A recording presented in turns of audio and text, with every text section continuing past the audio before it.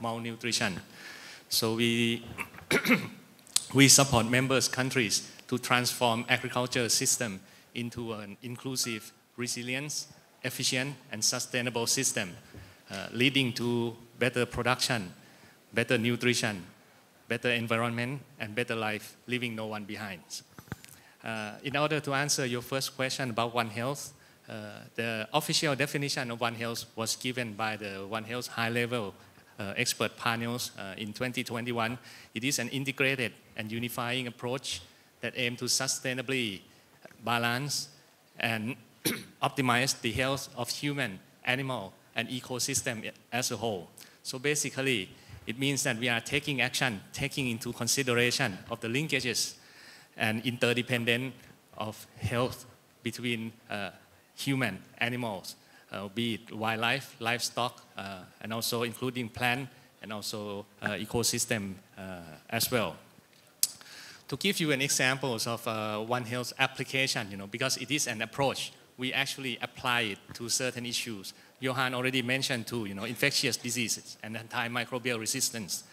When we apply One Health to infectious disease, in general, there are two goals. One is to reduce the impact of the disease, and second one is to reduce the risk of future threat that may emerge in the future. Vietnam is actually, at the forefront of implementing One Health, because, as I said, action or decision that you take on one sector can significantly impact other sector, either in a positive or negative way. So, if you think about going back to 2003, 2004, avian influenza, highly pathogenic avian influenza outbreaks in Vietnam, at that time, there were more than 2,000 outbreaks altogether. And then Vietnam made a decision to use vaccine, right?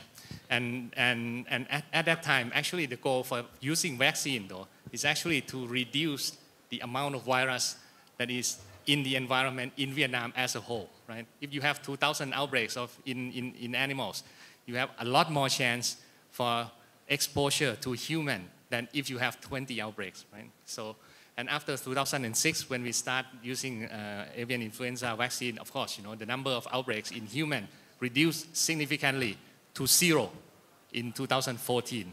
And we haven't had any human case of H5N1 in Vietnam since 2014 until the one last year in Phu Thọ province. So this demonstrates the understanding though that the decision for the intervention in animal health sector can benefit public health sectors. I understand that France also start using vaccine, and the US is considering it, but for a very different reason though. But again, the decision that we made and the intervention in the animal health sector can benefit others. For the US, it would be for conservation as well. And in terms of reducing the risk of the future emergence, excuse me. So if you think about COVID-19, COVID-19 is of course not the first disease that is that's emerged in animals and transmitted to human. We know that 70% of infectious disease that human has are transmitted from animals. Now, another issue that we worry though, that the pathogen, or well, not the pathogen, the agent that is already common in animals can pick up virulence factor and becomes virulence to human. And there are many drivers though that can lead to this emergence. For example, the close encounter between wildlife and livestock. As if you remember Nipah virus in the past, the outbreaks in Malaysia began because of the close proximity between pig farm and the bat cave, right? That allowed transmission of Nipah virus to pigs and eventually to human. So if we can reduce this exposure, or reduce the interface between wildlife, livestock, and human, then we may be able to reduce transmission in the future. For antimicrobial resistance, antimicrobial resistance is an situation where infectious agent, either bacteria, virus, parasite, or whatever, that no longer responds to medicine. which make infection difficult to treat or an increased spread, because there are more bacteria or more agents in the environment. Therefore, One Health can be used. One of the main drivers of resistance, though, is the excessive use. Again, either in human or in animals. And this resistance capacity, it will impact, both human, animal, and also plant as well. Can impact plant as well. And therefore, One Health approach can be considered, if we take concert action or coordinated action in all three sectors to reduce the amount of use, then we can reduce future risk of antimicrobial resistance emerge and spread. I'll stop here for now. Thank you. Thank you. Thank you for this explanation. And we see from the beginning that this is quite a complex and multi-approach question. So, Dr. Dean Toy, as you are also very involved in the human health sector, could you give us some example on how animal health, human health are also interrelated? Thank you. Oh, thank you, Doan. My name is Dechu. I'm from International School, Vietnam National University, Hanoi. I am the director of the Center for Biomedicine and Community Health, also in the Faculty of Life Science. And regarding to the question, but actually look like Dr. Pawin talking about many types of the disease that can transfer from animal to the human in Vietnam. Vietnam look like in other country, in the Southeast Asian country, we have a lot of type disease like that, especially the infection disease. Look like when talking about the avian influenza, rabies, streptococcus suis, or some other thing, and they also can transfer from the animal to the human. But actually in Vietnam, we do not have so many the training program and also the research funding about that. So in my opinion, besides we do a lot about working with the farm policy maker. We also need to improve the knowledge. I mean that we need to educate the population in Vietnam about the One Health approach in animal production. And also we also need to, need more the training program. Look like the bachelor, master or PD program on One Health. I think in Hanoi now, maybe only Vietnam, Hanoi Medical University, they have one master program on the One Health.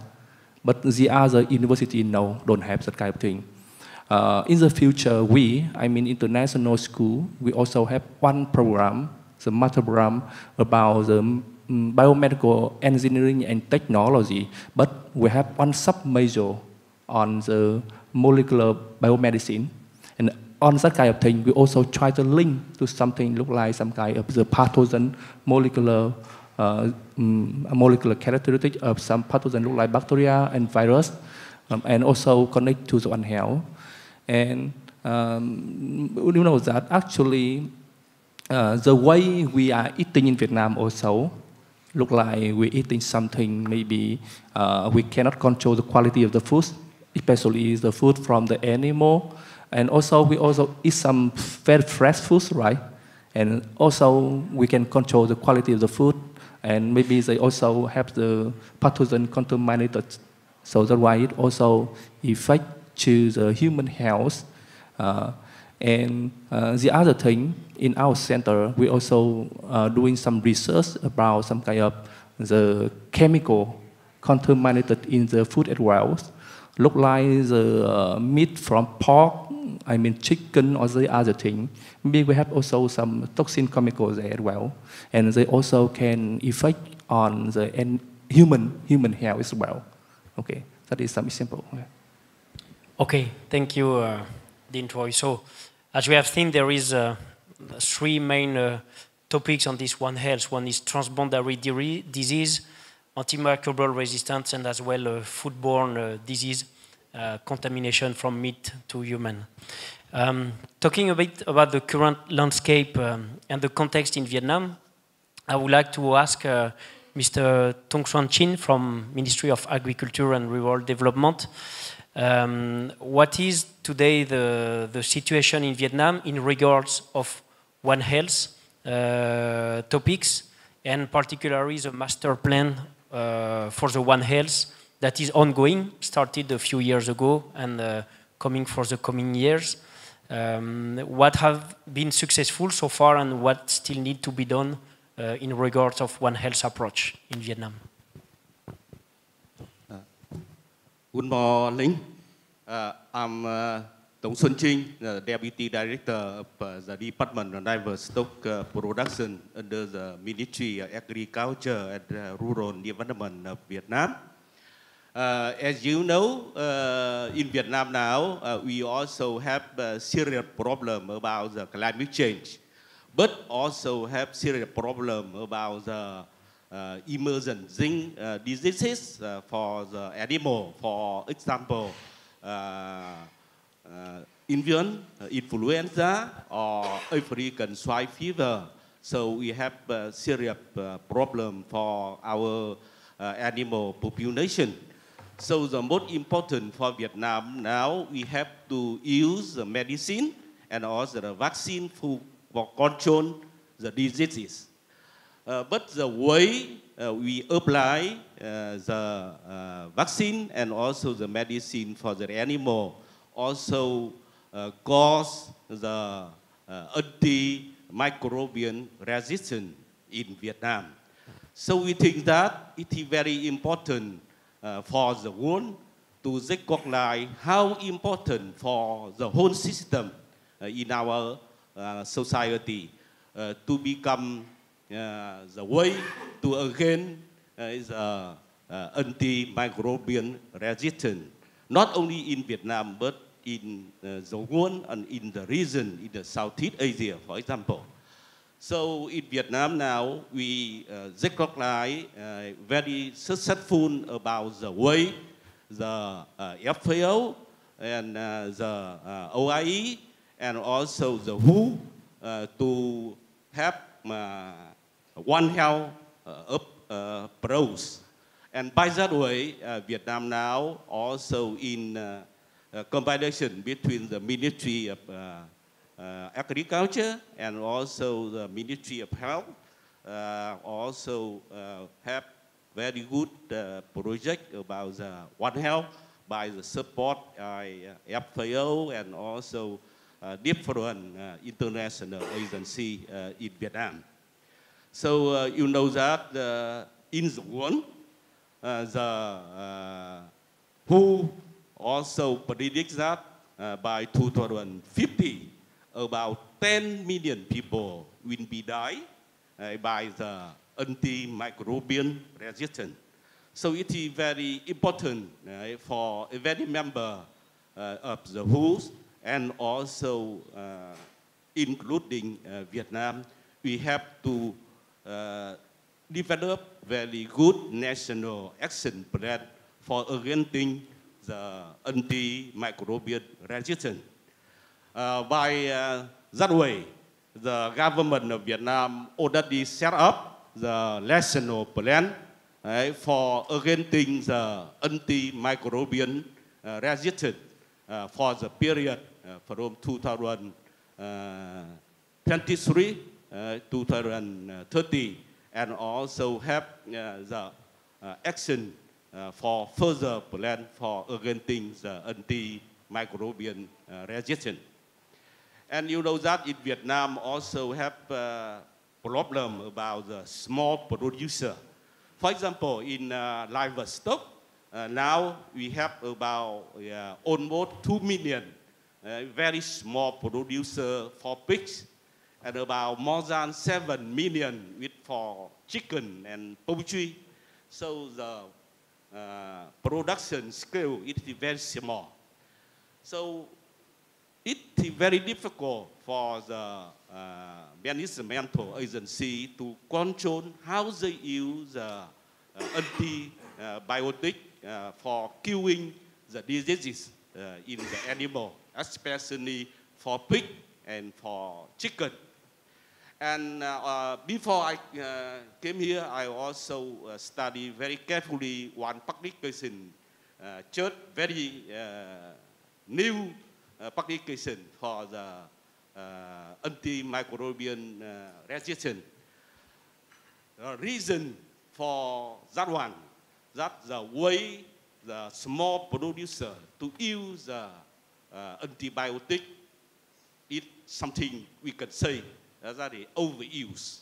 For example, when we want to 1 kg of the chicken to increase, they use about 35 ppm of antibiotic, and we need 1 kg of pigs to increase every day, and they need about 172 ppm of antibiotics to kill, and sometimes also used for growth in the animal.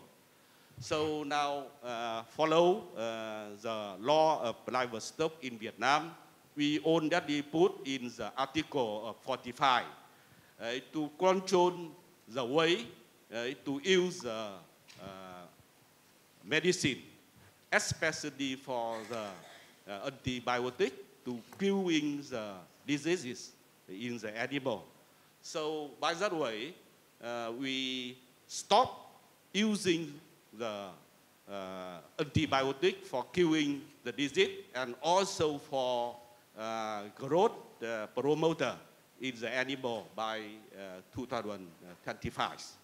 So after that, no antibiotic apply for the animal as a growth promoter. So we think that it is very important now.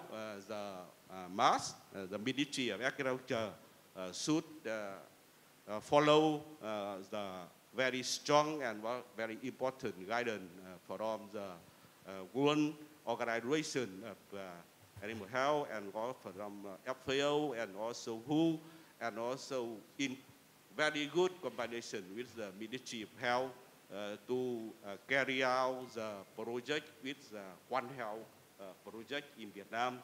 So by that way, we think that we have to control better the animal diseases in Vietnam, and also sustainable and also suitable for Vietnam to follow the way to against the animal microbial, antimicrobial resistance in Vietnam. That's something I would like to inform to you for today. Yes, thank you. All right, thank you. Thank you very much. As one mission of this meeting today is also sharing experience with European companies and the situation in Vietnam. European Food Safety Association published that over the last 10 years, Europe was able to reduce by 50% usage of antibiotics in animal production. I would like to ask the private companies involved in Vietnam as well, what are for you how do you explain this achievement in Europe, and what would be the good recommendation for Vietnam situation, for animal farm situation? So you could introduce yourself, Evert, to start with, and comment a bit on this question. Thanks. Okay, thank you. So my name is Evert Visser, and I work for Shippers Group. We are a Dutch company, and we established our office in Vietnam last year. Actually, our mission is to eliminate antimicrobial resistance, and we do this by developing know-how, services, and also improving hygiene on livestock farms. Because as was already mentioned, worldwide, actually livestock industry is the main consumer of antibiotics. And our company has developed easy-to-use solutions to reduce antibiotics and veterinary medicine consumption. And at the same time, by doing so, also the farms become more profitable. Animal health is increased. The benefits of the help of the farm workers is also better. So If we look at, for example, Vietnam, as Mr. Ching also mentioned, in Vietnam there is still a lot of use, for example, of antibiotics. There are some statistics that in Vietnam, for example, 75% of the antibiotics is used in livestock farming. And actually about 80% of that number is used preventatively. And it actually means that the animal is not sick yet, but farmers, they use it for different reasons. For example, they may say, oh, today the weather is changing, so let me add some antibiotics. Or, hey, we want to increase the growth of the animal, so we will use some antibiotics as a growth promoter.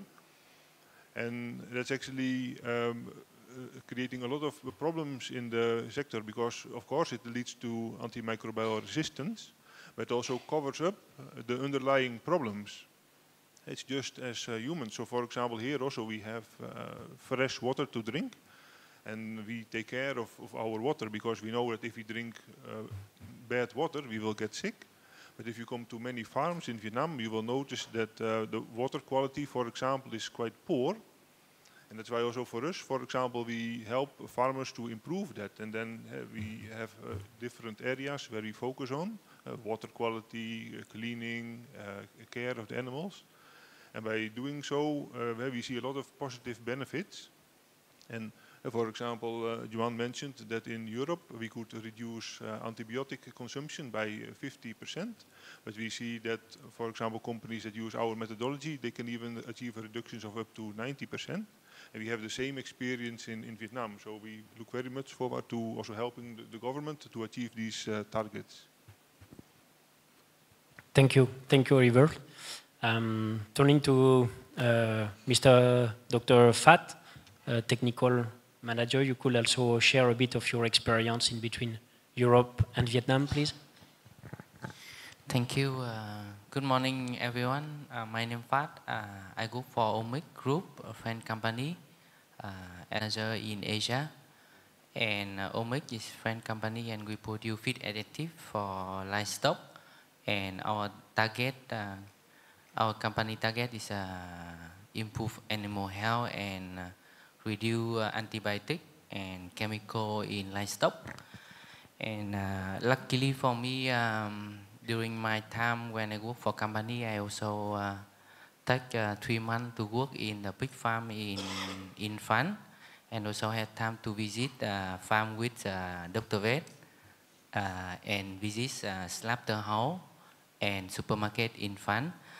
And I also work a lot with the pig farm in Vietnam and pig farm and poultry farm in Vietnam, and also in Asia area. So I can see it's quite big difference between the European management and for Vietnam management related on farm. And I think some key point relate on One Health. For the farm, it could be good to apply for Vietnam based on experience from Europe. The first one I think is really important, that is biosecurity. And we have a lot of the expert from European that come to Vietnam and share to the biosecurity. But before ASF, we do not take note on this. But after ASF, I can say that it's right now biosecurity in Vietnam. It really strong, and even more strong compare biosecurity level in Europe, because the farm cannot survive without biosecurity. So that is a good point. We should to say thank you for ASF because of this. And second point is also important, that is when the big farm they enhance biosecurity level, and they step to apply for poultry farm. So that is a good point. With the enhanced biosecurity, we know that we have less the health issue. That means it's less antibiotic use, for example. The second point I think is important, that is farm management. And in Europe, they do quite well about this, and the people really professional relate on the farm management and the knowledge also sharing. And in Vietnam, for the big farm right now, they also have quite good. We know this because the performance is quite well also. And the third point, I think we can apply that relate on the prevention, disease prevention and control. And as you know, that is Vietnam livestock, Vietnam market is quite big in Asia. For big number, we just only below China, with number 2 in Asia. So all of the current vaccine available in our market. So for the vaccine is good. And we also thinking that is the auto vaccine could be good for Vietnam because in Europe they use a lot of the auto vaccine because different area, so we have a different strain of the pathogen. So auto vaccine could be good tool, especially for the bacteria disease. And we know that is in Vietnam we do not have a legitimacy for the auto vaccine. So I think in future we should to focus on this and some method to replace antibiotic. Until now we do a lot of communication for our community already. And the third point I think is also important, that is related on the food safety. You see that is for this year we have a lot of the health issue related on food safety. For example, salmonella infection in the school. So in Europe, they have a quite good system to monitor this. For example, each farm, they have a farm code. And when they sell pig to the slaughterhouse, they need to do the farm code tattoo. And that means the pork from the pig farm, all the people can know. And when the pigs sent to the slaughterhouse, at the slaughterhouse they have the government vet. They will control the pork quality, and they will decide which pork is a good standard to move to the market for the human consumption, and which one is cannot. So the farmer just only can get the money from the standard pork. And I think that is a really important point and could be good. And the last point is related on environment pollution. In Europe, they can manage quite well. And I know that is in Vietnam. Vietnamese government also really strict right now related on the environment control. So some point I think is based on my experience. Thank you. Thank you, Phát. And thanks for practical example on traceability. Which is very important through the value chain. Gaëtan from CEVAC, could you also share your idea on these topics?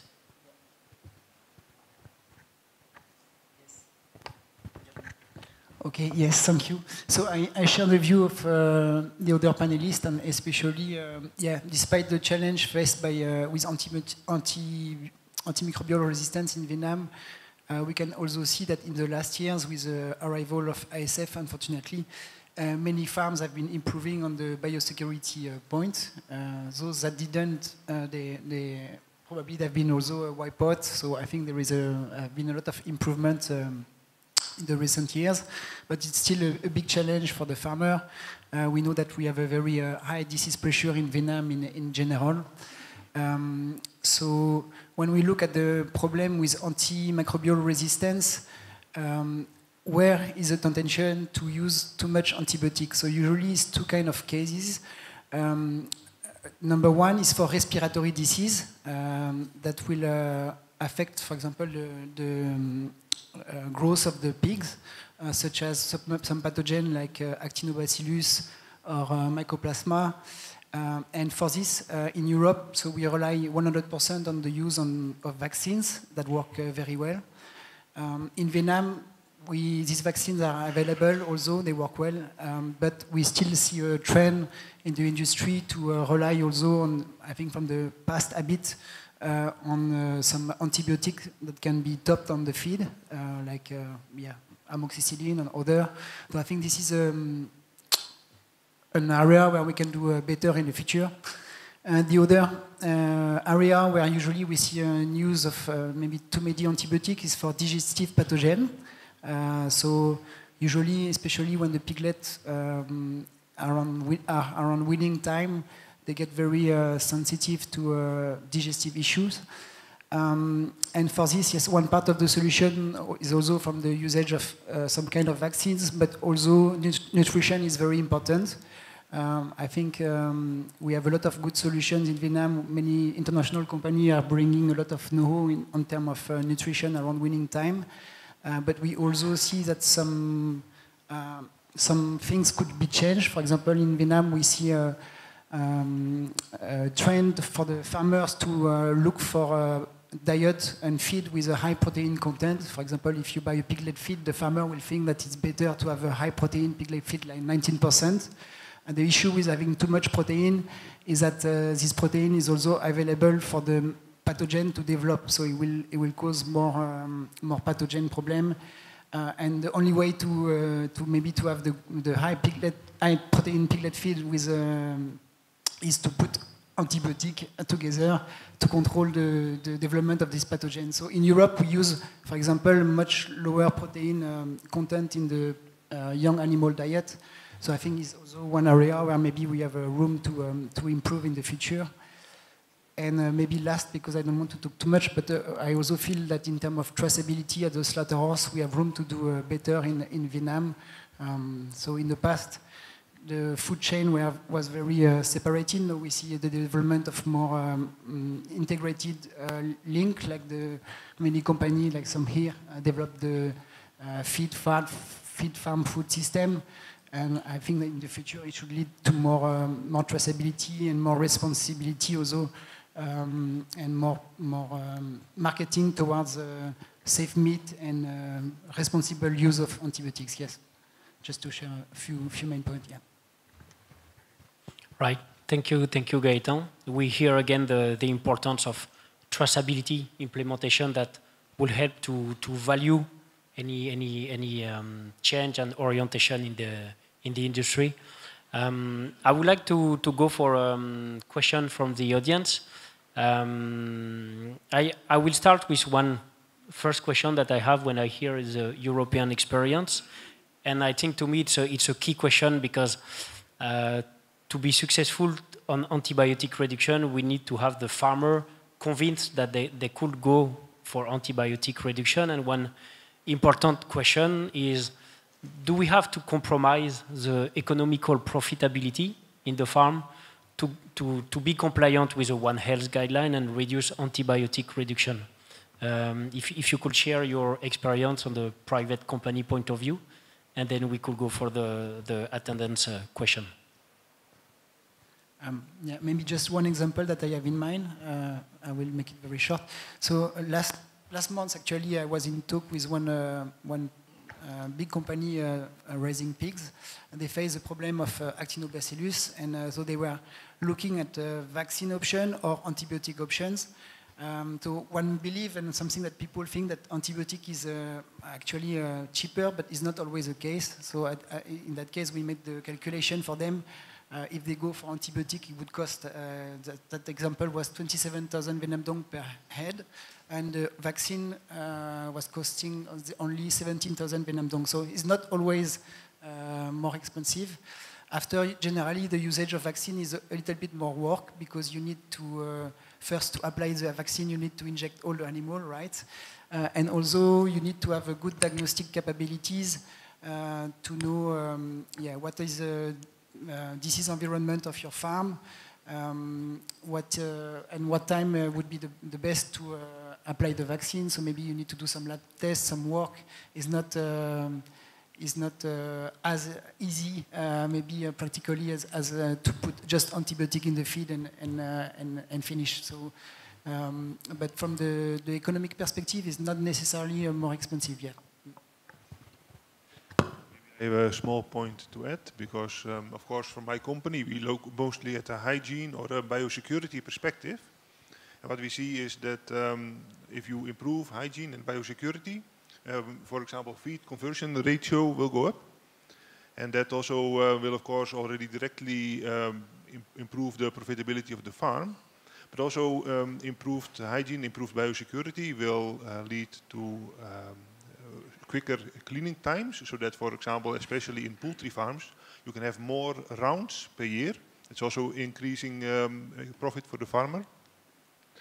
And also, as I mentioned, labor conditions improve. It's nicer to work in the farm. So also in terms of labor turnover rates, we see that they get reduced when biosecurity and hygiene is improved.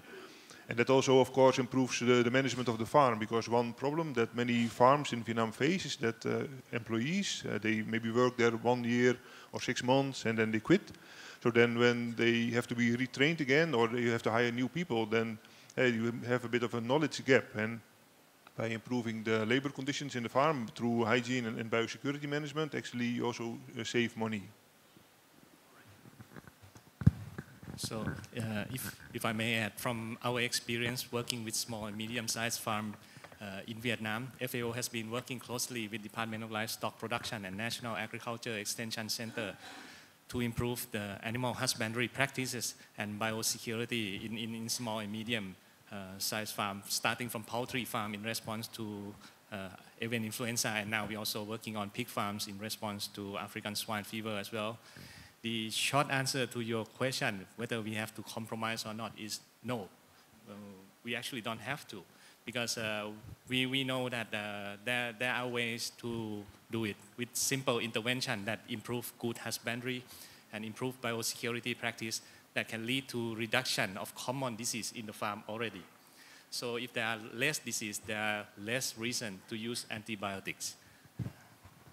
All right. Thank you very much for this very clear answer, and I think it's very important to clarify this point with the user of antibiotics. Time for a question in the audience. I will bring several questions. Okay, I will bring the question. John, Michelle, and David. Thank you for allowing me to ask my question. Sorry for those who were with us already in this room. So I said this morning, my name is Delafont. On my passport is written European culture, so I'm a European with a Mediterranean culture. So countries like Italy, south of France, Italy, it could be Greek or Turkish. 6 years I work in Saigon. I love Vietnam, so I plan to stay here. My question is, that's going to be, I'm 60 years old, so you know I have no time to lose. First time I came to Vietnam, many of you were little kids, and a few of you in the room were not even born. So my question is a bit provoking. Let me explain. 35 years I'm working, 20 years in 2 companies. One of them is Biomérieux, or Biomérieux in English, and another one is Becton Dickinson. Those 2 companies are the 2 worldwide leaders in microbiology, I mean bacteriology, virology. I'm not a virologist. I am not a bacteriologist. I'm not even a doctor or a nurse. Nevertheless, I worked 20 years with these people, and after 6 months of them, I mean scientific people asking me, but you, Michel, you're not a scientific guy. Why do you want to work with us? So after 6 months, they understood, so we worked together many years. So I'm not a microbiologist, but I understand what a bacteria is. I understand what an antibody is. And I had many discussions the first year of COVID in Vietnam with the Vietnamese people. I spent most of my time with Vietnamese people about, you know, COVID coming to Vietnam or not. And my Vietnamese friends made the point that COVID would never come to Vietnam, and they were quite successful during 1 year. And my point was, it would come. So you know the rest of the story. So before I ask my question, 2 quick stories. I was in that conference, the same topics, different speakers, 30 years ago. In Portugal or in Germany or in France. The knowledge already exists. So what you in Vietnam are going through now and are going to go through in the next 5 years, 10 years, the story and the experience and the education exist already. And the second story is before COVID, there was another, pig epidemic in Vietnam. Do you remember? Before COVID, the pig epidemic and the millions of pigs that were slaughtered in Vietnam? Who does remember? Thank you. The UNBD authorities in Saigon, after the pandemic, contacted my main partner, asking him, how do they do that in other countries for pigs? Okay. So he asked me. And I asked a man whose wife is Vietnamese, more than 20 years in Vietnam, is from Brittany in France, and his activity during 50 years or 30 years of working experience was pig farming. And more than 15 years of his life talking with Vietnamese people here in Vietnam about pig farming.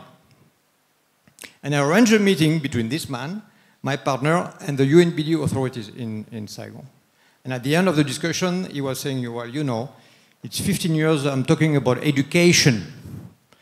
Not scientific education, you do that very well. Process education, change leadership education on the specific topic of pig farming.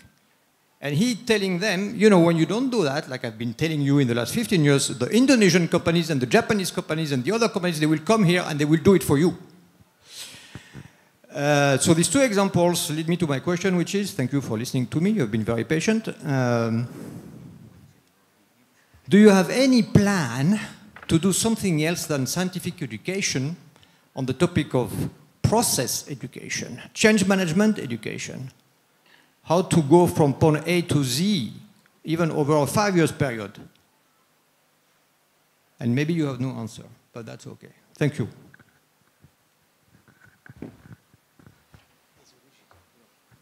So I'm not sure at who this question should be addressed. Maybe to more the Ministry of Agriculture.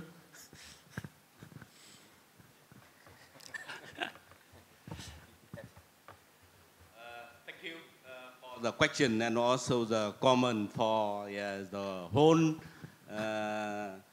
topic today. But I think that for scientific field, we think that when the population of the animal increase and over the burden of the ecology, and then more and more disease will appear. That is the easy way to understand. But the problem is, now you want to have safer foods from the livestock and less using the antibiotic, because problem of the antimicrobial resistance in Vietnam and many countries in the world. And you know that in the EU system, in 2004, they already forbidden to use antibiotics and growth promoter for animals. And 2006, the EU already, sorry. Hopefully you have a strong voice so everyone can hear you. Right? Okay. Yeah, the EU in 2006 already did not allow import the livestock product from the country to use the antibiotic for animal to become the growth promoter. So it is very good policy. And follow that in 2017, China and Canada also apply the same. And 2020, also New Zealand and several countries more also apply similar. So for Vietnam, we very carefully to give the policy how to control the small producer to overuse with the antibiotic, because the problem of the AMR. So by at the end of December of 2025, we do not allow the livestock producer to use the antibiotic as growth promoter.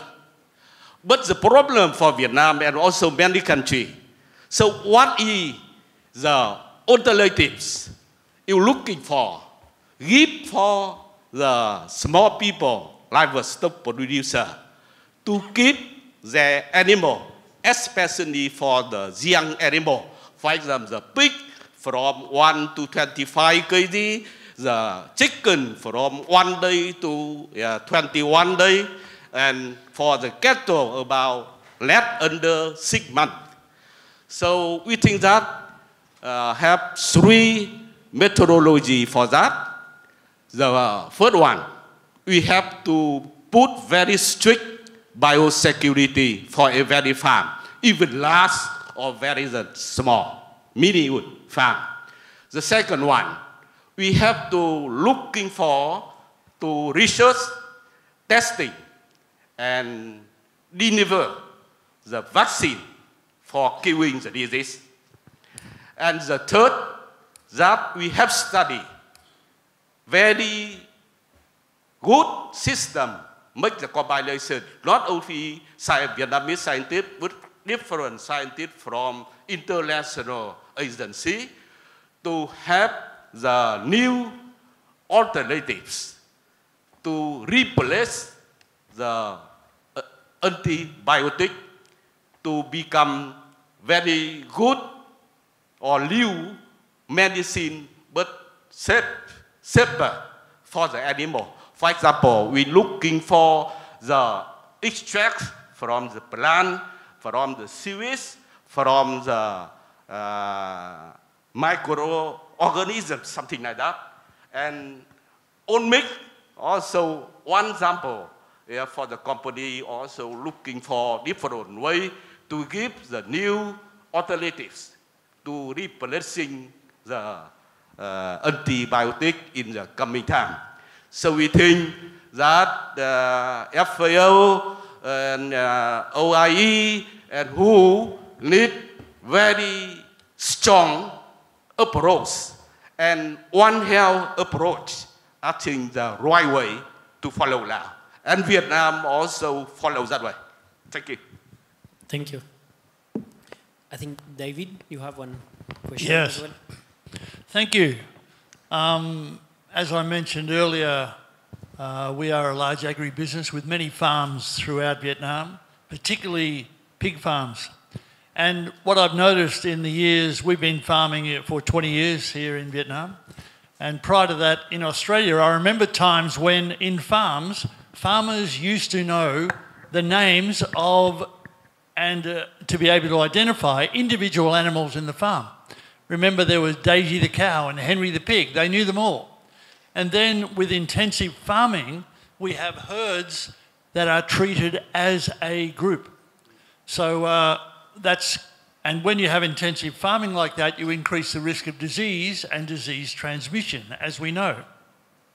So my interest is now in digital transformation and application and how it is used to manage and control disease by early identification and ability for separation. So the use of sensors, temperature control, and heat-sensitive application. So you can identify when an animal is under stress and it can be separated immediately. So there are opportunities for early intervention and identification. And I'm wondering, and they are being introduced now in large farming operations. So I wonder if you're aware of the movement in that area, and where do you think that's going? Where do you think the digital application in intensive farms is going to allow us to manage, control, and intervene quickly with animal health? Thank you. I don't know who... Okay. Dr. Chintoi. Yes. Thank you. So very interesting question, and also the comment as well, talking about the application of information technology and the digital and the other thing, high tech for the agriculture. But actually in Vietnam, we also want to do that here. But however, do know that almost our producers, they are the small scales, so it's so difficult for them. But however, for the big company, look like some kind of a CP or Java or the other one, maybe they and you also from Java, right? And anyway, in our system, I mean, not only about the policy system, also about the education system. Look like Vietnam National University, we are going to study and we are going to promote that one. Look like we have the faculty of high technology agriculture in Vietnam National University, and we try to use that one now. But now I think that for the maybe the look for the research or promoting. So in the future, I hope that it will be growing fast in Vietnam, in my opinion. Yeah. Any other comment from the panelists on this, let's say, precision health management at farm level?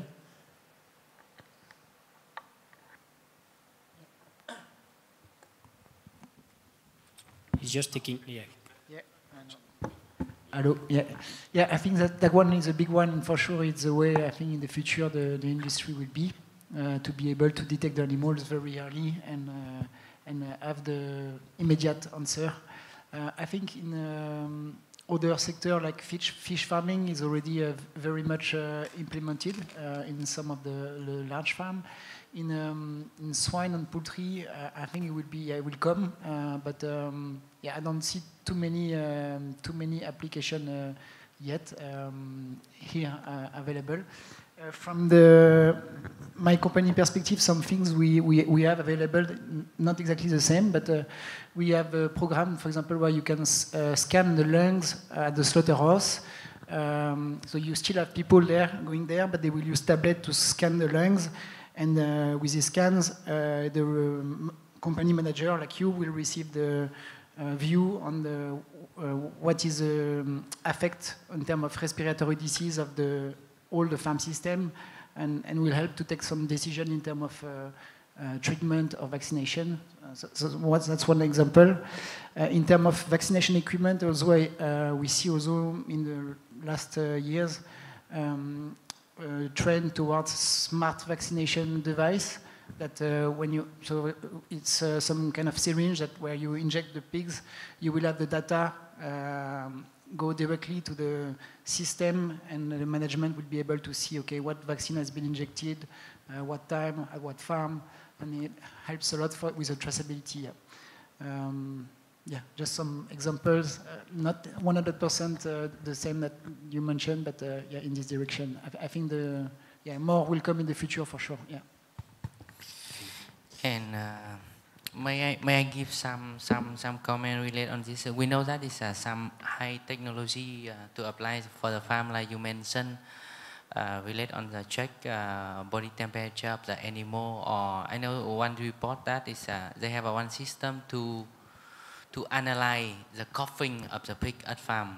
Based on this, they can know that is the pig have some problem. That is one, and it's quite common for sow farm, and they have a specific ear tap, and with the specific system, they can measure the daily intake of sow, and based on this, if they have a good feed intake or not good feed intake, so they can come to check. It could be help, but from my side, I think it's in big farm. The main important is we need to keep the good health for all flock. I mean, it's for all animal inside the building. So for me, it's a priority. Much more important is related on biosecurity. If we can prevent pathogen from the outside get inside the farm, that means we less disease. And another side is some disease we cannot. I mean, it's more risky. And endemic disease, we can use vaccine, because right now the vaccine is the most tool. And if we can combine the biosecurity and the vaccine, I think we can prevent most of the main disease for the animal. Yeah. Thank you. Well, I just want to add a little bit though. You see, I think the challenge in large farm and small farms are very different though. If you have 2 pigs, 1 pig die, that's a 50% loss. But if you have 1,000 pigs, 1 pig die, probably you won't even know it until 3 days later. So I think remote sensing or any technologies that help you pick up the disease or sick animals faster and be able to isolate faster, I think that's very helpful. And I'm sure there will be more and more technology available in this area. However, one thing you cannot overcome, the one thing that still needs to be done though is still you need a good diagnostic in the end to make a decision one way or another what to do next though after you separate those sick animals. Thank you. And here again, training and diagnosis is very important. Time for one more question. Could you please introduce yourself and at who you address your question? Thanks. I have to run again. Good for me. Thank you. Good morning, everyone. My name is Renzo Moro. I'm an agricultural expert of Embassy of Italy. And during the panel, I was asking to myself, I was asking you, if in your opinion, the farmer, in particular the small farmer, are aware about this One Health approach, this is so holistic approach. So, because if they are conscious, maybe they can part of the solution, part of the problem. So, what is your opinion about the farmer, small farmer, aware about this problem? Thank you.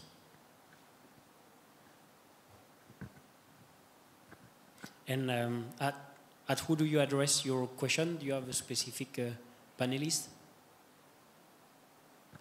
Do you address your question? General question, right? Someone that want to...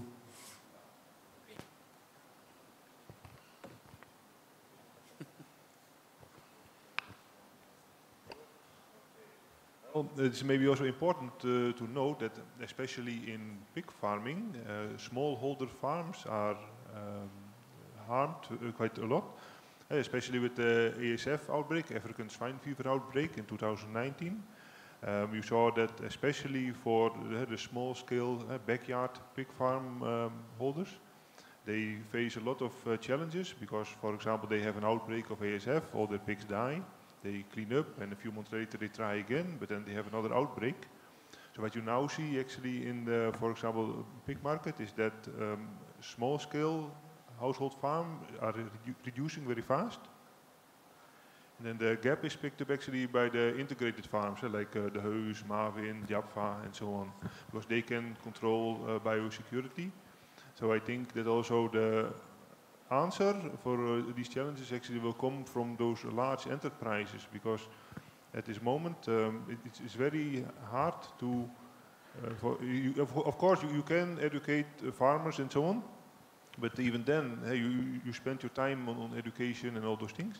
But when they come back to their farm, they still have challenges with biosecurity, right? They have a small backyard, and next door is another farm, and next door another, and then if one of those households get an infection of whatever virus or disease, it quickly can spread to other farms by way of people, mouses, dogs, and so on. So I think for the small livestock farmers in Vietnam, in the future it will reduce quite a lot, and it's quite a pity, but I think there's no answer otherwise than that the large integrators will pick up the gap. And I want to ask some point related on this for small farm and backyard farm. And in Vietnam right now we know that we still have a small farm, backyard farm, but the trend is a decrease because the big company will take more market size for this. But small farms, they can get the knowledge by mainly in Vietnam, mainly from the vet trading company, the first one. The second one is a feed company. And the third point, they can get, they can learn from someone in their community, and they have their own good experience. That is the way of training. For example, our company will also supply the medicine and vaccine, And quite often we have a pupil can go visit farm to give knowledge and to give advice. And sometimes we can organize a seminar just only for 10 farm or 20 farm in a small area. And by on this, we can share about the biosecurity, about the disease and method to control and something like this. That is the main approach in Vietnam this moment for small and big farm.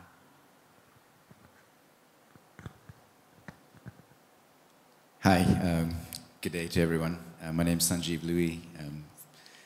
For this panel, I'm an advisor to Grow Asia on sustainable finance. So I don't have two stories, but I have two questions, if you'll tolerate that. The first one hopefully is easy to answer. I know this is a panel obviously on One Health, and we've focused a lot on, disease management, transmission, and the science, and lessening the use and proliferation of vaccines and so forth. But I was wondering if there's any comment maybe from the FAO or from one of the scientists on the panel about the impact or influence of feed. I hadn't heard anything about feed and how much that might influence, the same health issues. And then the second question, really for anyone, is about, we've heard a lot of great news about improvement in science, improvement in technology, proliferation of really great tools. What I've heard is probably that large farms can do this. I've worked a lot in my past life for JAP, for CP, and these big guys. They can afford it. How affordable are some of these things for the small farmers? And how do we address that for them if it's not affordable? Thank you.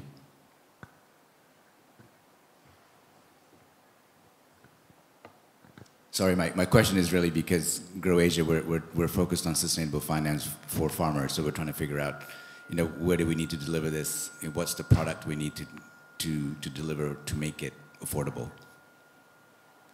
Thank you. I think there are several companies involved in the feed activity in the room, so if they want to share some experience. Fat, I think your company is as well involved in the nutritional solution. So if you want to comment or to reply on the question about the nutritional aspect to reduce antibiotics. Yes, I can give some point, but to be honest, I am vet, so I am not nutritionist, so I'm not expert about this point. But actually, we know that in Vietnam we have, I think maybe we have more than 200 feed mill. Exactly 269 feed mill. So that means we can understand that it's a different level of the feed quality.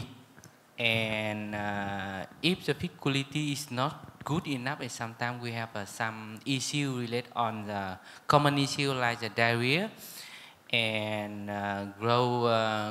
slow grow. And the diarrhea is more target for, it's in the concept of the small farmer when they give the feed. And after that they see diarrhea and they claim the feed company, and after that they use antibiotic. Sometimes it can come from the feed quality, and sometimes it's not, maybe related on the farm management and another point. But when they see the diarrhea, normally automatically they will apply antibiotic. So that means it increase the antimicrobial residue. So with the feed company, when they do good job, good quality of feed, it can help a lot to reduce the antibiotic residue at the farm.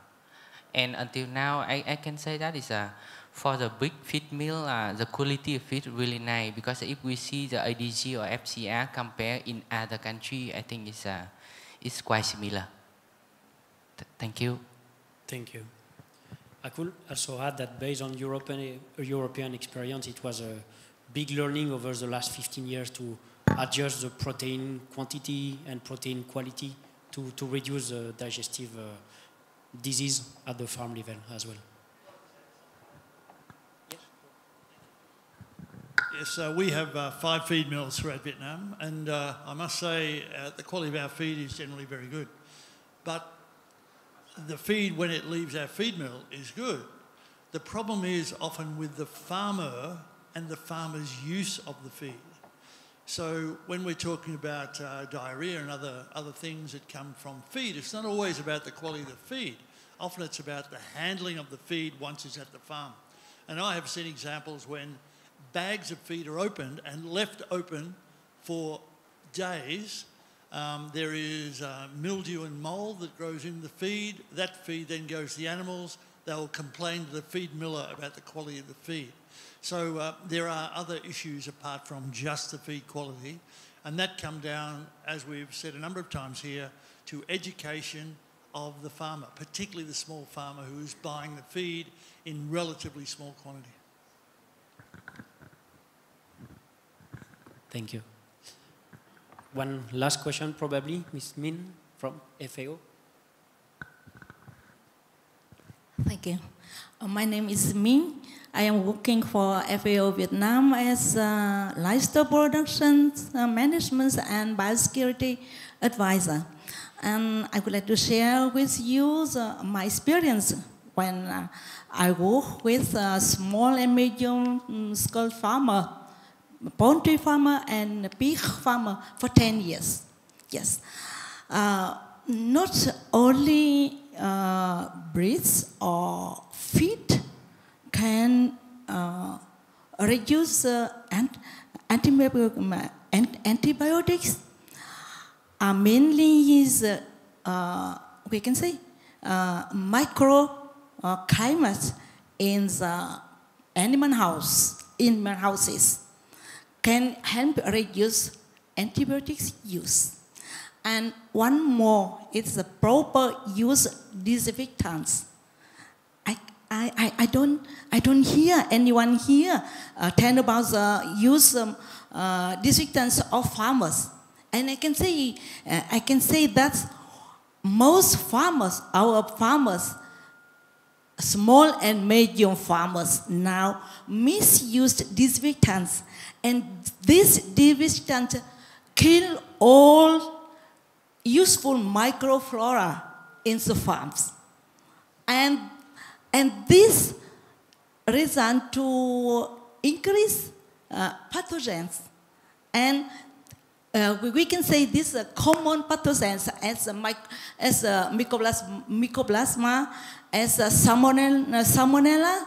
These are very, we can say very strong pathogens in each pig and poultry farm, and farmers have to pay much money and have to use much antibiotics for these two diseases.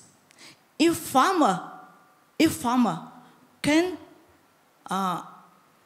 if they can use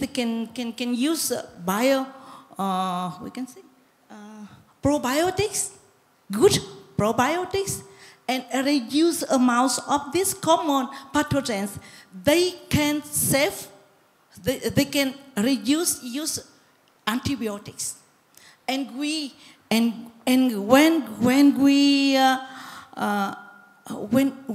we help them in this approach, we reduce antibiotics in poultry farm to 50%, and sometimes in some, not much, in some farmer reduced to 80–90% antibiotics when they use proper disinfectants, and when they use proper cleaning, they reduce common pathogens and they reduce antibiotics.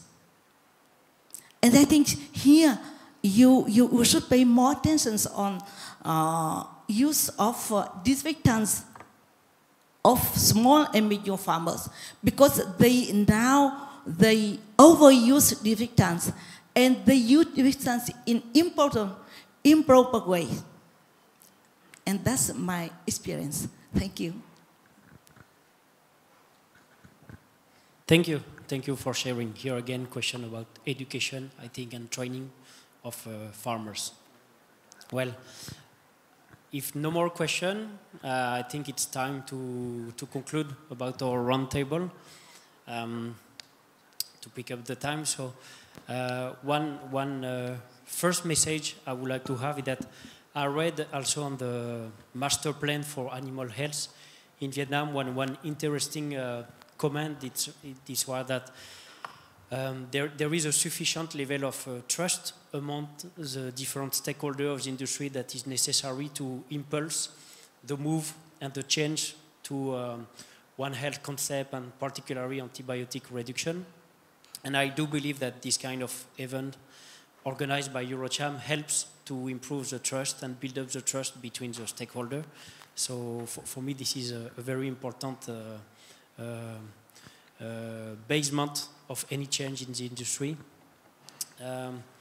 Thanks to our panelists, we had a lot of recommendations, but it was discussed during the discussion. But to enforce again, some recommendation I would like to remind. So utilizing surveillance data for disease control and antimicrobial resistance practiced through maybe a better government engagement with a food private company. Mr. Phát gave some good example in Europe of government veterinary department involved in the slaughterhouse, for example, for carcass control quality to help on foodborne disease as well. So that's also a good example of traceability implementation.